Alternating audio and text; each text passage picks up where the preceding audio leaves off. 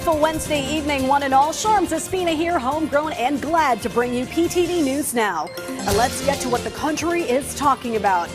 Vice President Sara has had her blinders on in her view of the country she swore to help build and the government she vowed to assist in her role as the second highest official of the land and once leader of the Department of Education.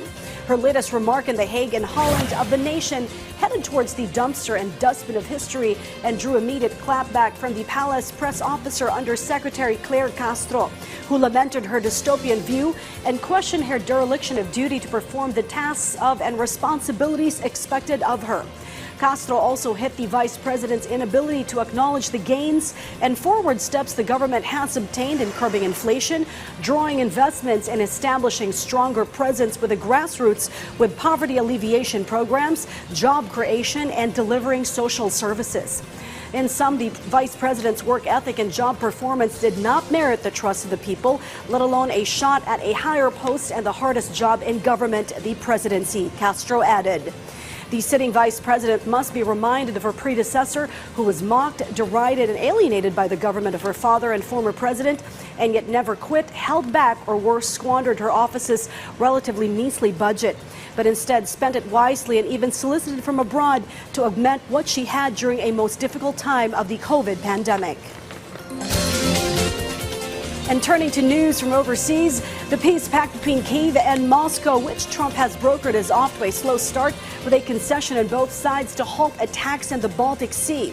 Eventually, Moscow will insist on keeping the land it seized from Ukraine and its list. This week suffered the biggest Ukrainian drone attack since the start of the war, leaving at least 3 dead and 17 injured. Many Muscovites are trying to ignore the war, but many also hope that negotiations between the Kremlin and the new U.S. administration will soon bring a peace that Russians consider a victory. Officials say the goal is international recognition of the new borders that the Russian army has obtained by force. It is clear that there will be a bilateral settlement between us and Kyiv. It should be a peace treaty that will legalize the new borders of Russia and the post-Soviet borders of Ukraine. Many in Moscow are already celebrating the new geopolitical scenario before the conflict is ended. This is a real victory. You can open champagne. Also, it cannot be lost. Russia must continue the offensive because no one canceled the ambitions of the United States.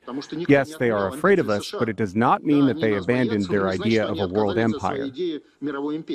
After more than 3 years of war, independent media outlet Mediazona counts more than 95,000 Russian casualties. But these losses are not stopping the Kremlin from carrying on with the war. In a meeting with wives and mothers of deceased soldiers, Russian President Vladimir Putin said there would be no concessions.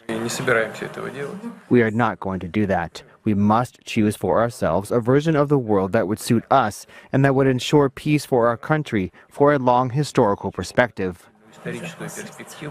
Critics of Putin can only speak from exile. As they see it, the Kremlin could make concessions, but giving up its territorial ambitions is out of the question.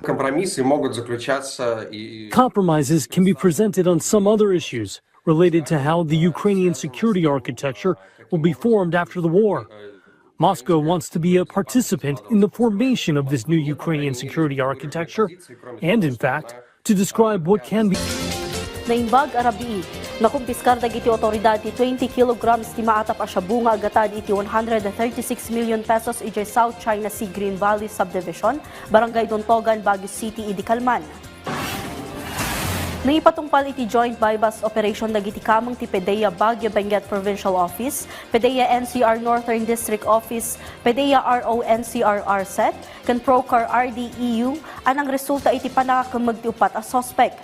May sakadagiti suspect kat pulis akamang ti Baguio City Police Office nga adaan narangwa Police Executive Master Sergeant. Karaman pa'y kadagiti natiliw ti babay a sales master, tatu artist manipod Valenzuela City kan mekaniko manipod San Juan Agoo, La Union. Sumango dagiti suspect iti kaso a panaglabsing iti RA 9165 particular ti selling kan possession of dangerous drugs. Impatang ni Baguio City Police Office Director Police Colonel Ruel Tagal, asaan da panunuyan ti illegal nga aktibidad dagiti kamang da. Kinunar ti BCPO at ti panakatiliw ti kamang da iti mangipakpakita iti kinapudnuda, iti internal cleansing kan panangipakita iti integridad iti uneg ti pulisya.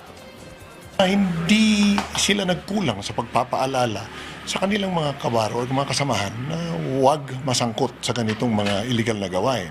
Ngunit alam naman natin, maski naman sa amin, hindi namin masasabi na 24/7 mabantayan namin ang aming kasama. So, nangyari ito.